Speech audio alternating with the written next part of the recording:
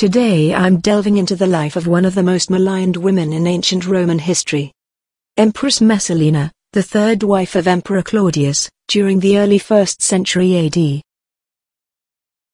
Let's begin by setting the stage for Messalina's life.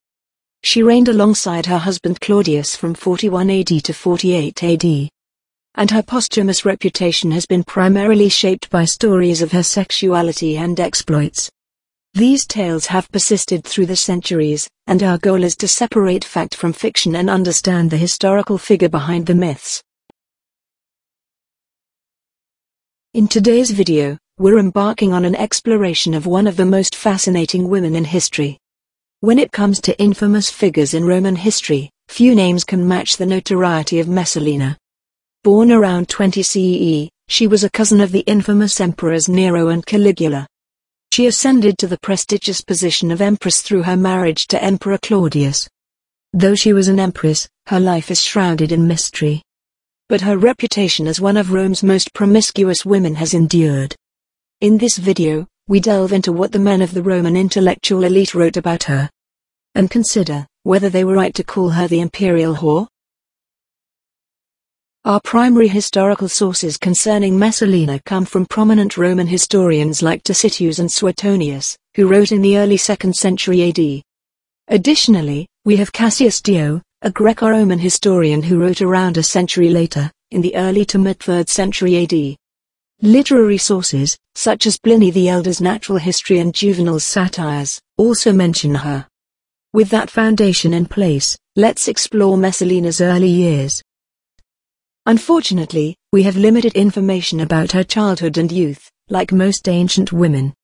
Ancient records focus on women only when their lives intersect with men's, typically through marriage. Messalina was born into a highly connected and wealthy Roman family in the early 20s AD. Her parents, Messala Barbatus and Lepida, had strong ties to the imperial family, descending from Augustus's sister, Octavia.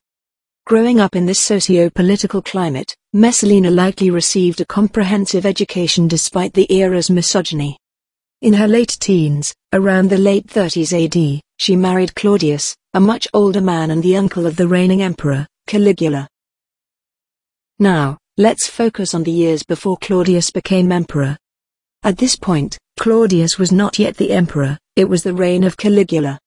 Caligula's court was known for its extravagance, indulgence, and theatrical displays of power.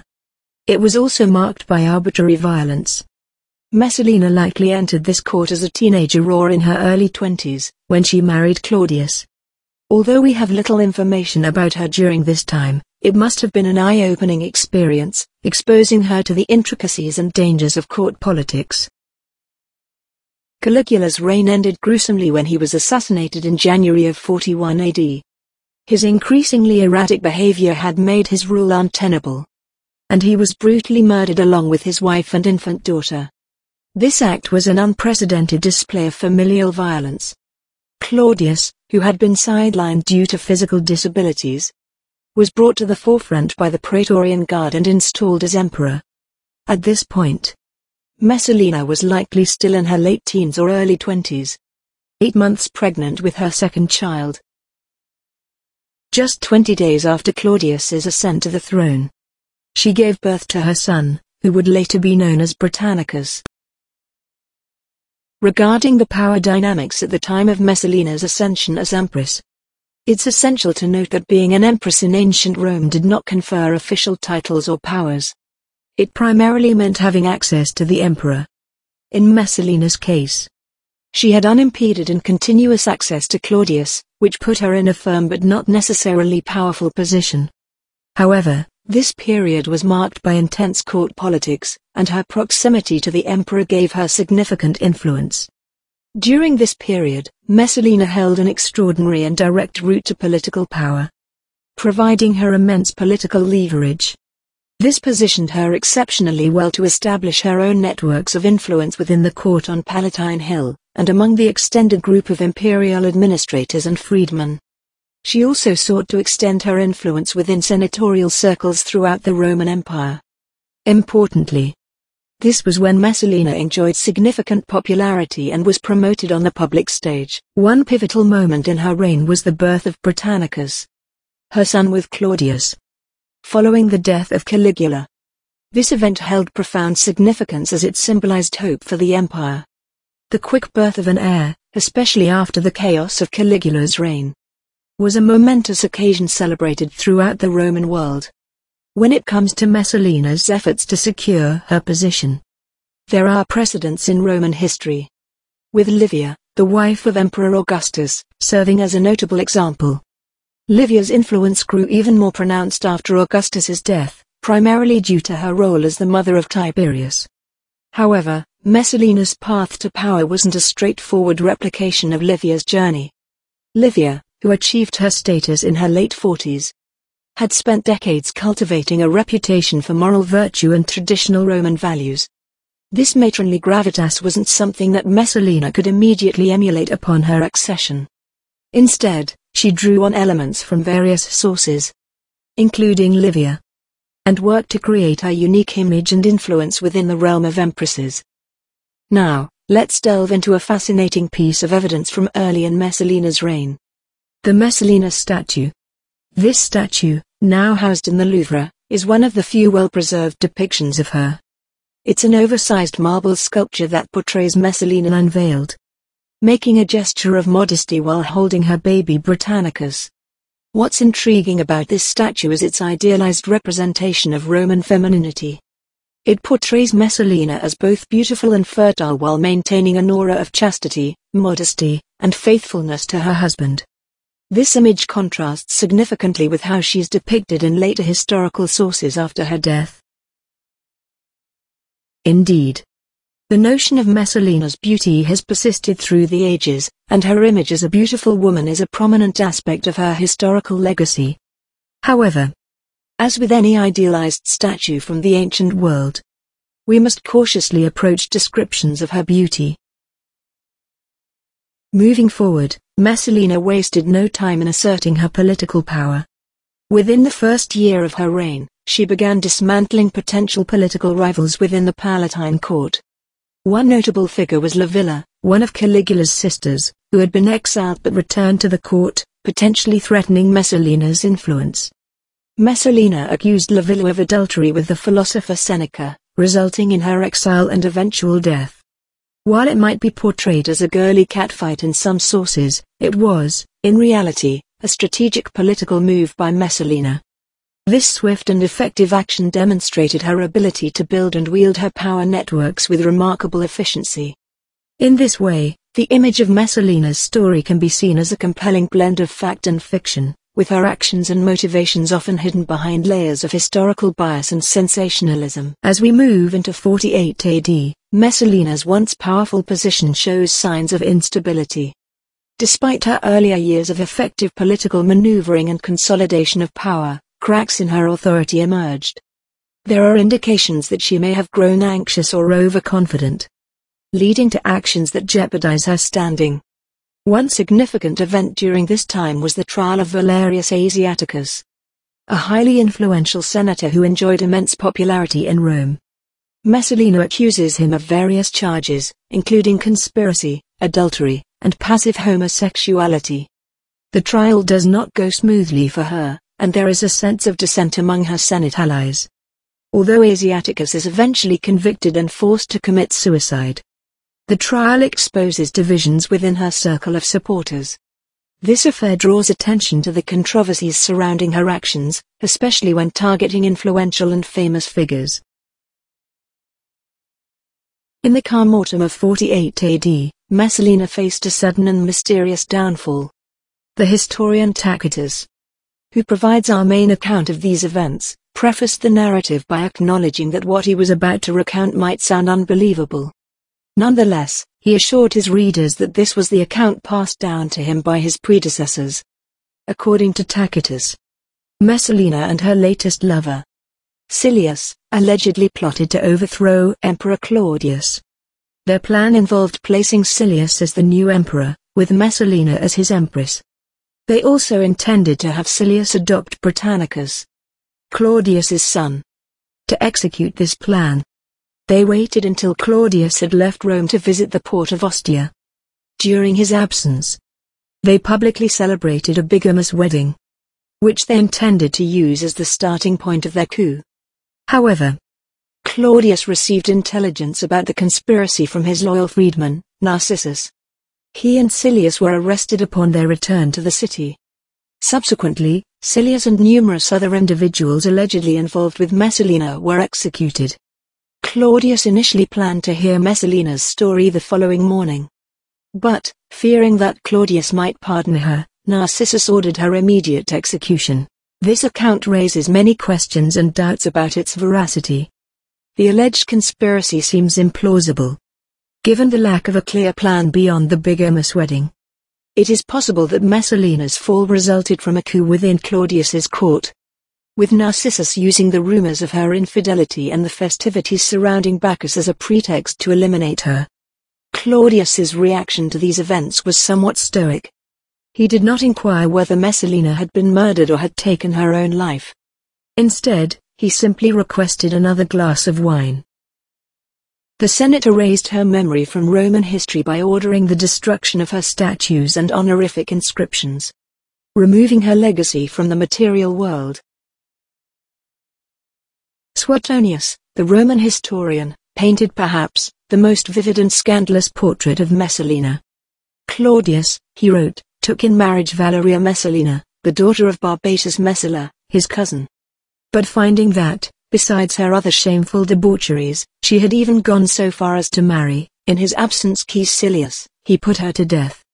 Suetonius goes on to describe Messalina as a woman of abandoned incontinence, accusing her of engaging in promiscuous behavior within the palace and in the seedy streets of Rome. But, this was not the only scandalous episode attributed to Messalina. The Roman poet Juvenal tells us in his sixth satire, that the empress used to secretly work in a brothel, under the alias the she-wolf, or Lyciska.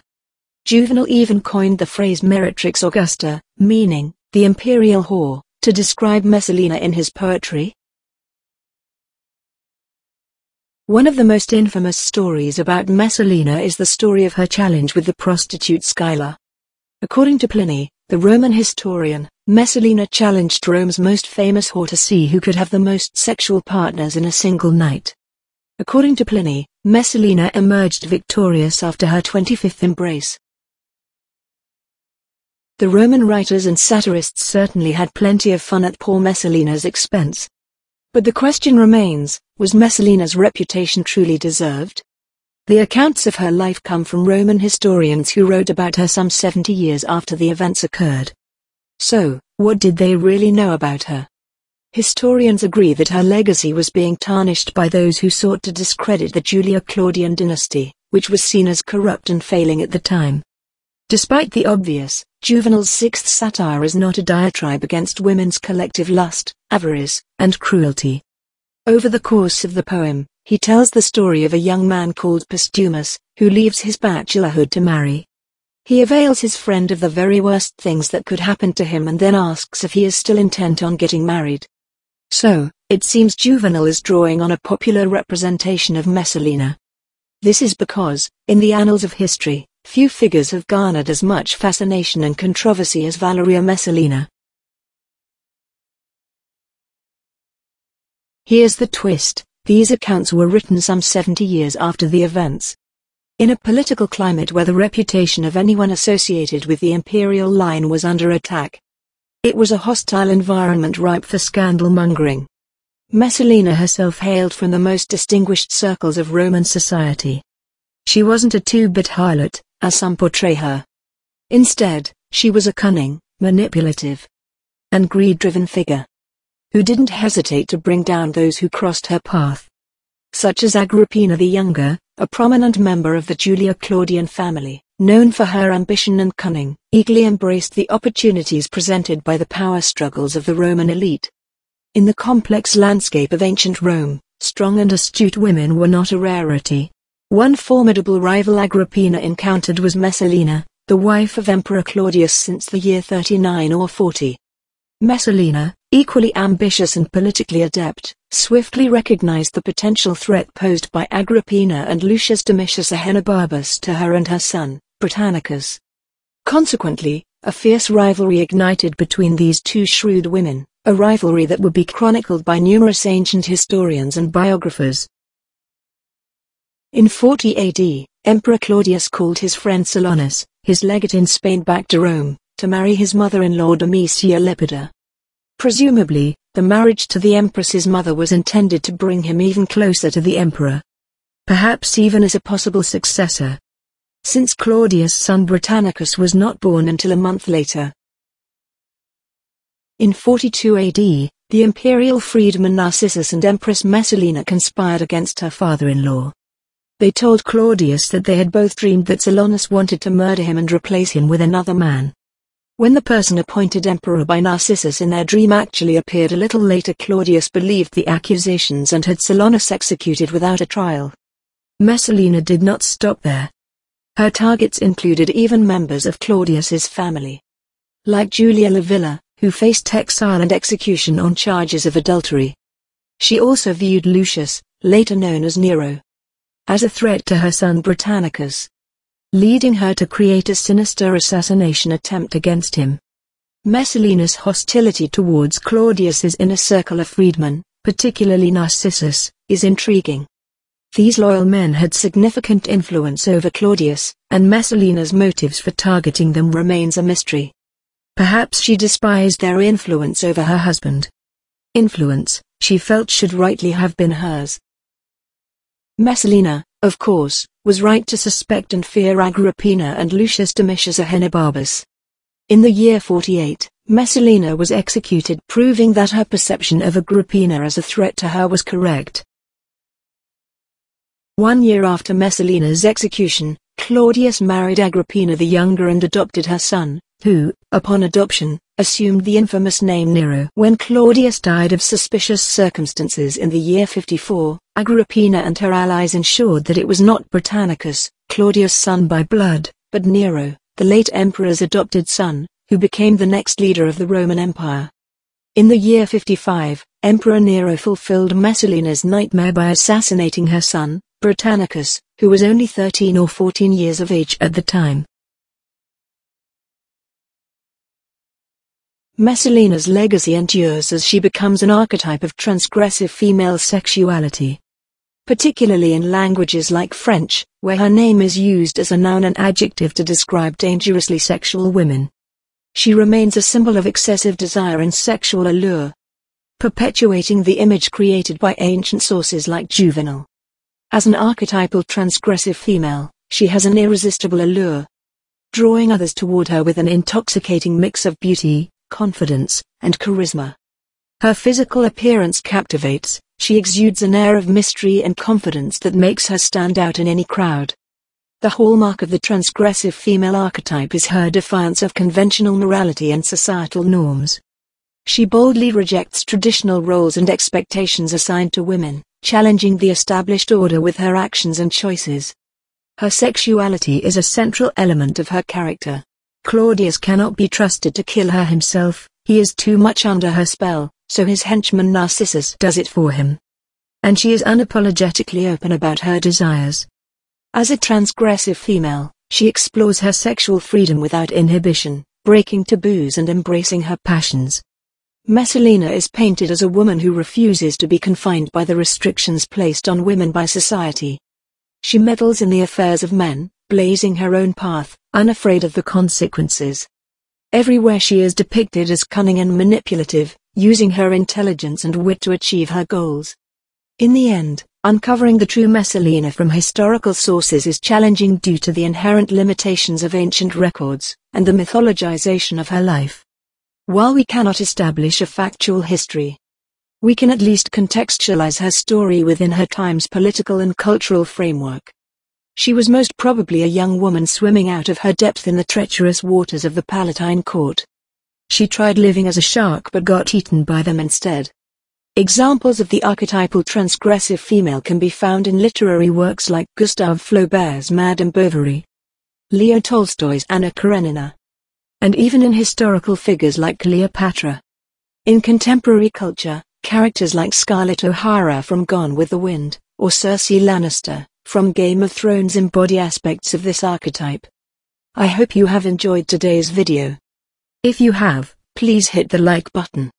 To get more videos like this, subscribe and press the alarm bell so that you won't miss my next post. Until next time, thank you.